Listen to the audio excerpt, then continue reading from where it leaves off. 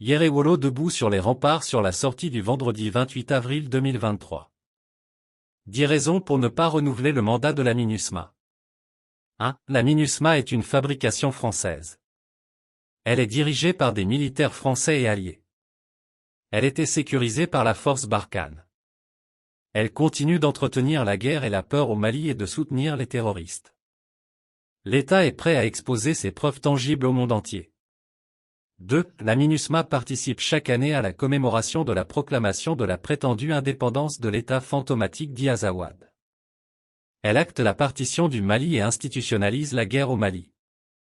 Certains officiers français, au sein de la MINUSMA, pour soutenir l'idée de partition du Mali, souhaitent la bienvenue à une délégation du Mali à Kidal et s'opposent à la montée des couleurs, symbole de la constitutionnalité et de la souveraineté de notre pays. Puis dans un passé très récent, la MINUSMA a qualifié de provocation grave le survol des avions de l'armée malienne sur certaines régions du Mali. En clair, tout cela affiche l'objectif réel et inavoué de cette mission au Mali, son agenda caché. 3. La MINUSMA publie des rapports mensongers tous les 3,03 mois dans le but de démoraliser et de démobiliser les troupes maliennes engagées au front.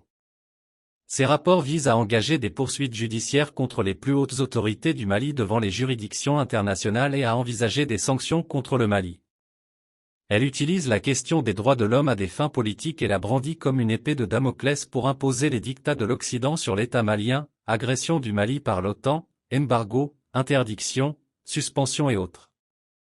4. La MINUSMA soutient mordicus l'accord d'Alger et s'active pour la mise en œuvre de ce document qui viole la constitution du Mali, planifie sa partition, bafoue sa souveraineté, met en cause l'unité nationale, profane les religions et enfin piétine la dignité du peuple malien.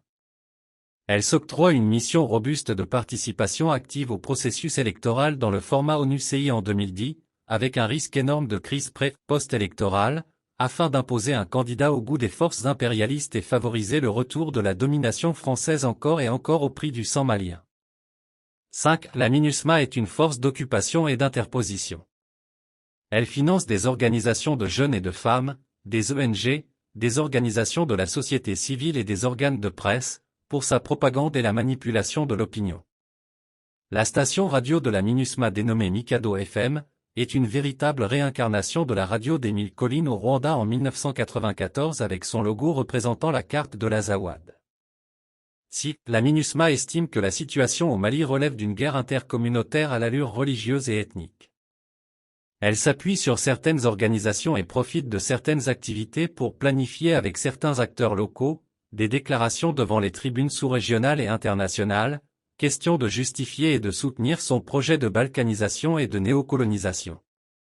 Elle développe des concepts islam djihad, Dogon Peul, noir, blanc, malien du sud, malien du nord, comme au Soudan en 2011. 7. La MINUSMA est un réseau mafieux d'exploitation et d'exportation des ressources minières du Mali. Elle y mène incessamment des opérations secrètes et nocturnes dans les zones non contrôlées. Elle finance la construction d'un aéroport international à Kidal à près de 3 milliards de francs CFA, une région où se développent plusieurs activités d'exploitation illégale de ressources minières, et où l'État n'intervient point depuis plus de 11 ans, car elle est bunkerisée et sanctuarisée par la MINUSMA de la France et ses protégés. 8. La MINUSMA développe et favorise les activités de trafic de drogue via ses réseaux illicites internationaux. Elle couvre cette stratégie transnationale qui fait transiter plus de 32 milliards de dollars par an à travers ces zones déstabilisées par la France. Une façon de faire du centre et du nord du Mali un foyer névralgique de trafic de drogue, d'où l'expression « les meilleurs business se font en temps de guerre ». 9. La MINUSMA s'investit par tous les moyens pour interdire le don soya au Mali. Elle fait infiltrer entre-temps des mercenaires pour déstabiliser le Mali. Au lieu que les 15 000 casques bleus soient une solution au problème d'effectifs, ils deviennent un obstacle, car ce sont nos FAMA qui sécurisent certains contingents de la MINUSMA depuis le départ de l'armée française. L'armée malienne monte véritablement en puissance. La militarisation de la police nationale, de la protection civile et les nombreux recrutements ont été des solutions envisagées pour pallier le problème d'effectifs. La MINUSMA envisage à long terme de faire disparaître les « donsos » qui se mobilisent pour protéger les paisibles populations contre les terroristes et accompagnent nos vaillantes forces de défense et de sécurité. La MINUSMA reste hostile à toutes les solutions endogènes et à tous les choix stratégiques du Mali, notamment la coopération Mali-Russe qui renforce les capacités militaires de nos FAMA. La MINUSMA a lamentablement échoué face à ses missions principales, officiellement annoncées. Elle est la mission onusienne la plus meurtrière au monde avec plus de 300 casques bleus tués.